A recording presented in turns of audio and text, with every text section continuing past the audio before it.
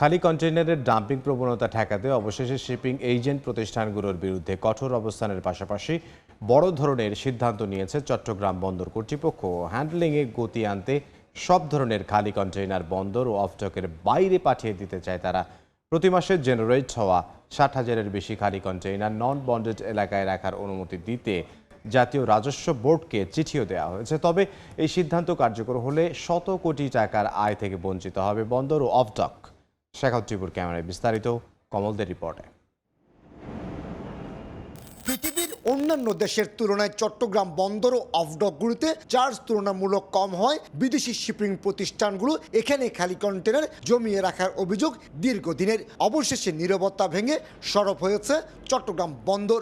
বন্দরের ইয়ার্ড ও টার্মিনালে হ্যান্ডেলিংয়ে গতি আনতে জাতীয় রাজস্ব বোর্ডের চেয়ারম্যানের কাছে দেওয়া এক চিঠিতে এসব কন্টেনার বন্ডেড লাইসেন্স ছাড়া এলাকায় সংরক্ষণের অনুমতি চাওয়া হয়েছে। খালি কন্টেনারগুলোতে যেহেতু কোনো পণ্য নেই, এটা যদি বন্ডেড এরিয়ার বাইরে রাখার অনুমতি পাওয়া যায় তাহলে ওই স্থানে আমরা আরও অধিক পরিমাণ কন্টেনার আমরা রাখতে পারবো। আমদানিকৃত এলসিএল কন্টেনার আনস্টাফিং সহ ৭০% ও এলসিএল কন্টেনার খুলে পণ্য ডেলিভারি দিতে হয় বলে প্রতিদিনই ২,৫০০ থেকে ৩,০০০ খালি কন্টেনারে স্তূপ জমছে বন্দরের ইয়ার্ডে। জাতীয় রাজস্ব বোর্ড মূলত খালি কন্টেইনার বন্ডেড এরিয়ার বাইরে সংরক্ষণ করা যাবে কিনা এ বিষয়ে সিদ্ধান্ত জাতীয় রাজস্ব বোর্ড দিবে। বন্দরে ২০ ফুট সাইজের একটি খালি কন্টেনার ৭ দিন পর্যন্ত রাখতে গেলে শিপিং এজেন্টকে $৬.৯ মার্কিন মাসুল গুনতে হয়। আর ৪০ ফুট কন্টেনারের ক্ষেত্রে এই মাসুল $১৩.৮ মার্কিন। তবে পরবর্তী ৭ দিনের জন্য মাসুল হবে দ্বিগুণ।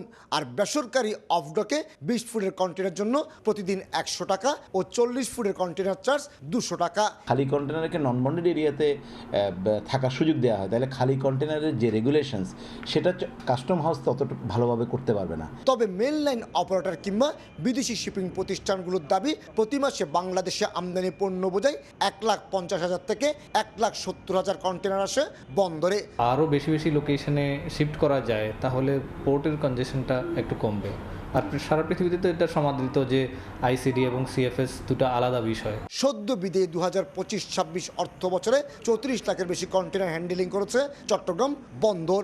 নতুন এই সিদ্ধান্ত কার্যকরের ক্ষেত্রে সব দিক বিবেচনা করে এবং আমদানি রপ্তানি বাণিজ্যের জটিলতা এড়িয়ে কার্যকরের কথা বলছেন বন্দর ব্যবহারকারীরা।